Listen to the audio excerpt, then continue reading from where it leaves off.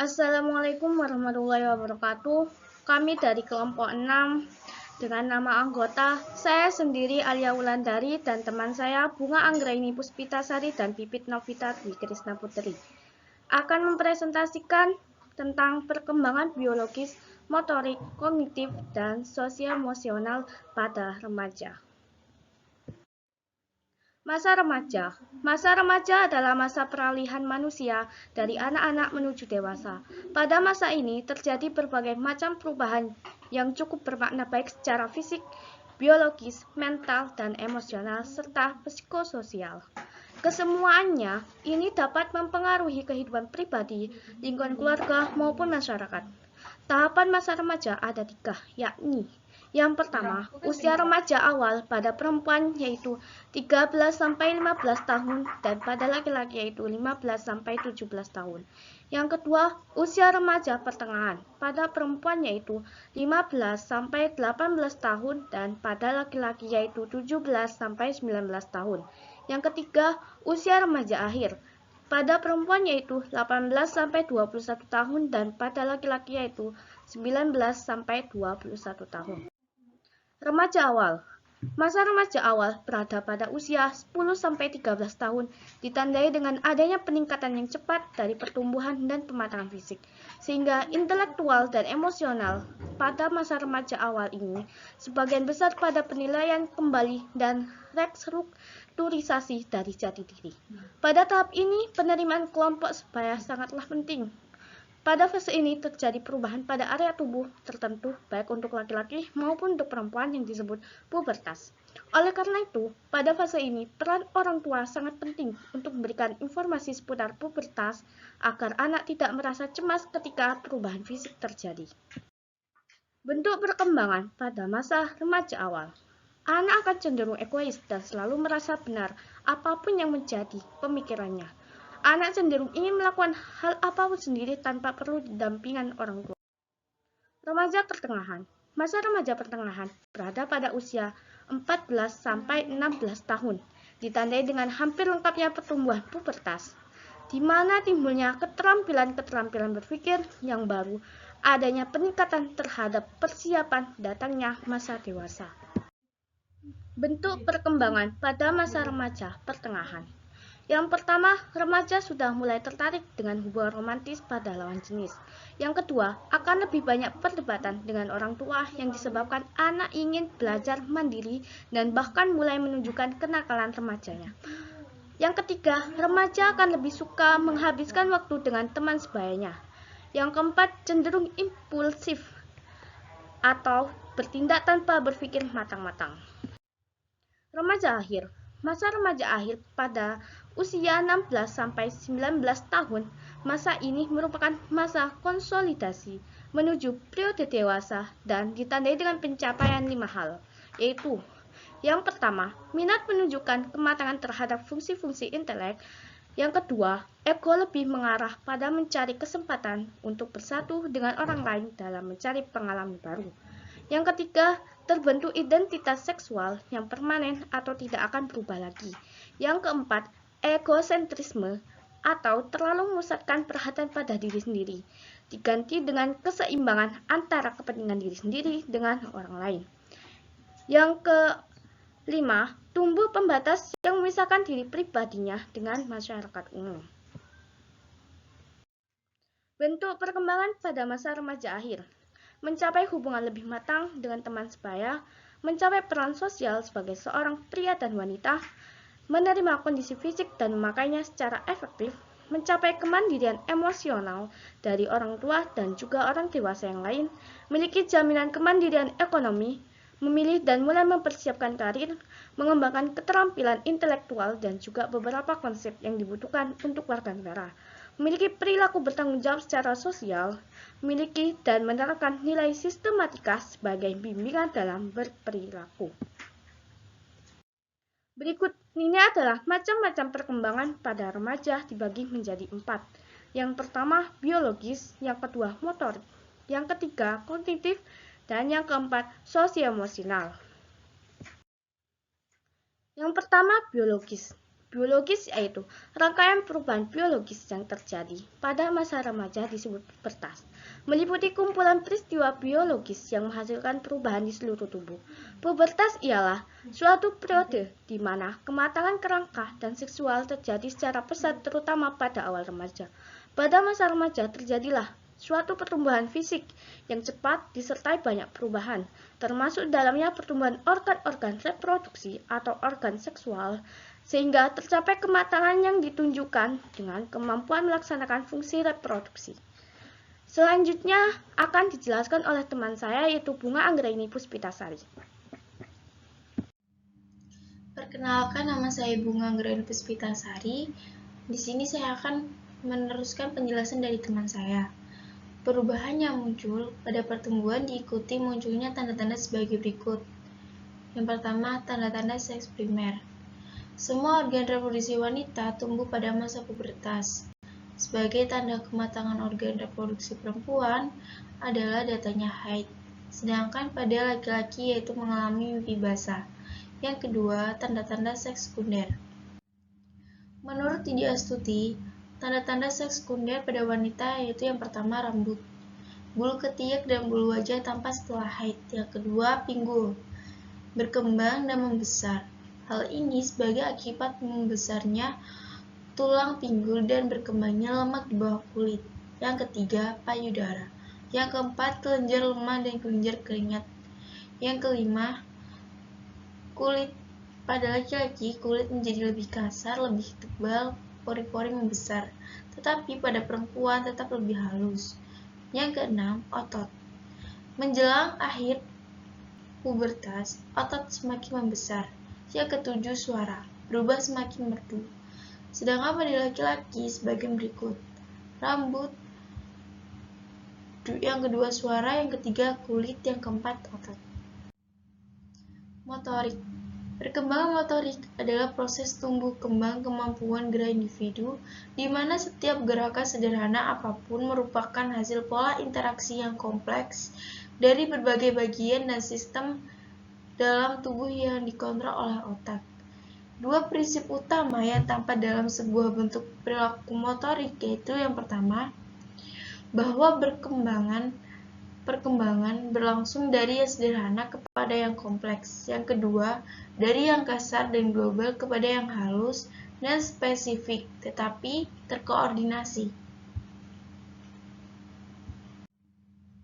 Sekelompok pakar perkembangan motorik memunculkan sebuah definisi mengenai perkembangan motorik yang melahirkan dua pandangan yang berbeda, yaitu yang pertama, perkembangan motorik lebih memperhatikan pada gerak yang dihasilkan.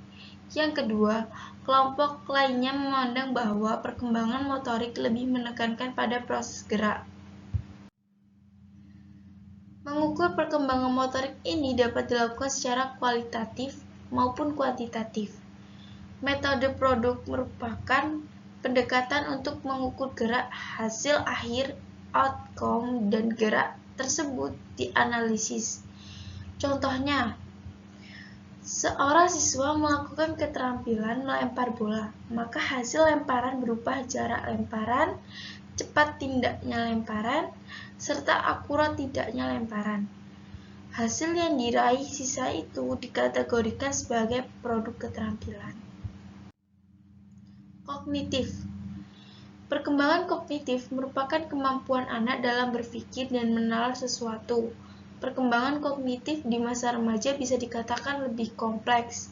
Meliputinya yaitu yang pertama, melakukan pemikiran yang abstrak. Biasanya para remaja memikirkan apa saja yang kemungkinan yang bisa terjadi dari hal yang belum atau akan dilakukannya.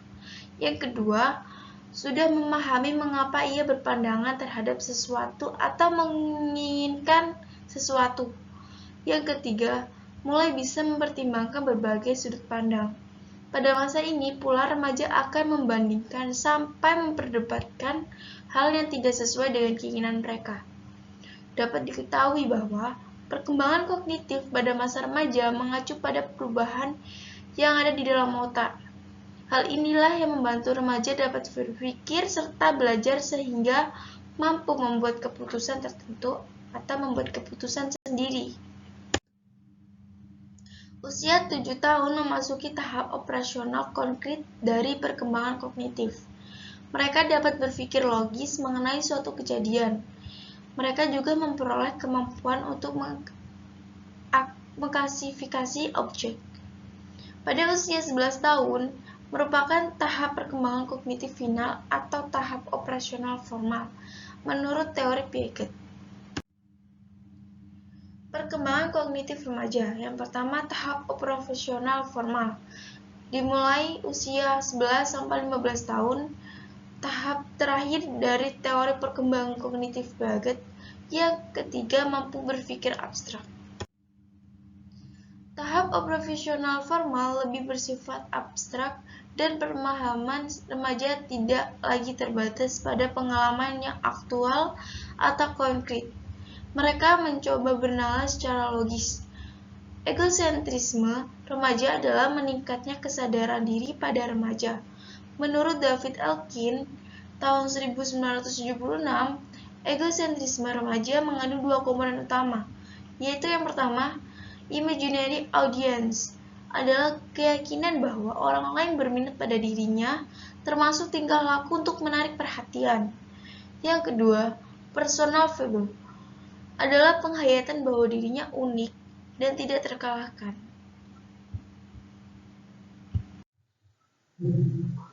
Di sini saya akan melanjutkan penjelasan tentang perkembangan kognitif. Pemrosesan informasi pada perkembangan kognitif. Yang pertama yaitu mengambil keputusan. Remaja cenderung lebih mengasingkan berbagai perspektif, mengantisipasi konsekuensi dari keputusan, serta mempertimbangkan kredibilitas sumber.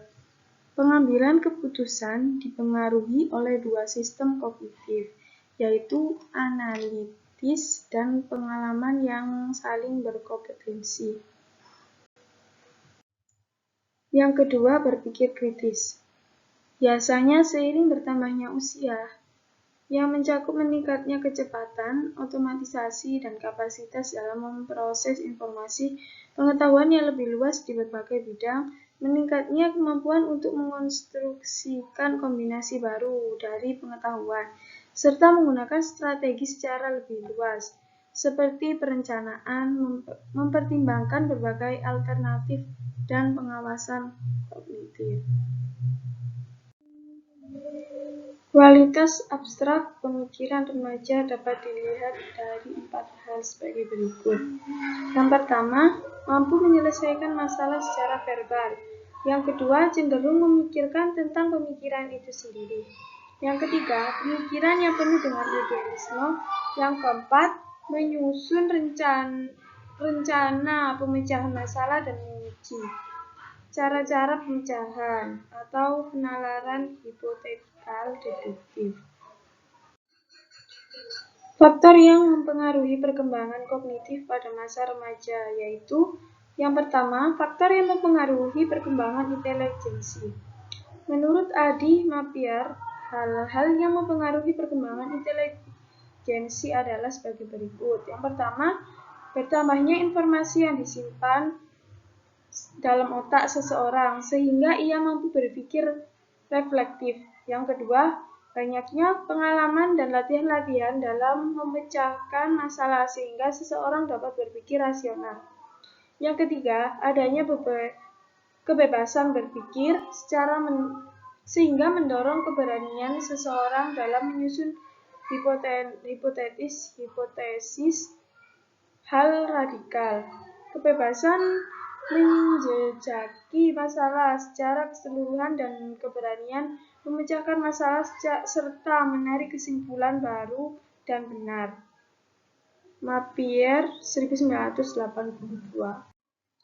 Yang kedua, faktor yang mempengaruhi perkembangan bakat khusus atau minat. Faktor-faktor yang mempengaruhi perkembangan bakat khusus atau minat terletak pada anak itu sendiri dalam lingkungan. Yang pertama, anak itu sendiri. Apabila anak tersebut kurang berminat untuk mengembangkan bakat yang ia miliki, atau kurang termotivasi untuk mencapai prestasi yang tinggi, atau pula memiliki kesulitan atau masalah pribadi sehingga ia mengalami hambatan dalam pengembangan bakatnya. Yang kedua, lingkungan anak. Apabila orang tua kurang mampu untuk menyediakan kesempatan dan sarana pendidikan yang dibutuhkan, anak atau ekonominya cukup tinggi, tetapi kurang memberi perhatian terhadap pendidikan anak, kemungkinan perkembangan bakat atau minatnya akan terlambat atau berkurang. Sosio-emosional. Masa remaja merupakan puncak dari perkembangan emosi yang tinggi atau disebut dengan emosionalitas. Pada masa ini, anak akan mencoba untuk mencari tahu identitas dari dirinya. Proses pencarian identitas tersebut dinamakan dengan istilah individualisasi. Perkembangan sosial pada masa remaja merupakan masa pencarian identitas diri dan ditandai dengan perkembangan fisik dan psikis anak. Pada masa ini, sosialisasi anak lebih luas dan berkembang. Faktor-faktor yang mempengaruhi perkembangan sosial remaja. Yang pertama, faktor internal. Perubahan fisik berupa susunan syaraf, sistem otot, kesehatan, dan sebagainya yang berpengaruh dalam pembentukan identitas diri seseorang remaja. Kondisi psikis yang baik juga berpengaruh besar dalam perkembangan emosi remaja. Yang kedua, faktor eksternal. Faktor eksternal tersebut berupa lingkungan yang meliputi tempat tinggal, orang tua, teman sebaya, dan kebudayaan sosial di sekitar rumah. Berdasarkan penelitian Ghosn dan Clore, terdapat 4 sifat laten emosional ketika seorang remaja berada dalam sebuah suasana emosi tertentu. Keempat sifat tersebut yaitu, yang pertama, kejelasan. Kemampuan seseorang dalam mengidentifikasi dan membedakan emosi secara spesifik. Yang kedua, intensitas.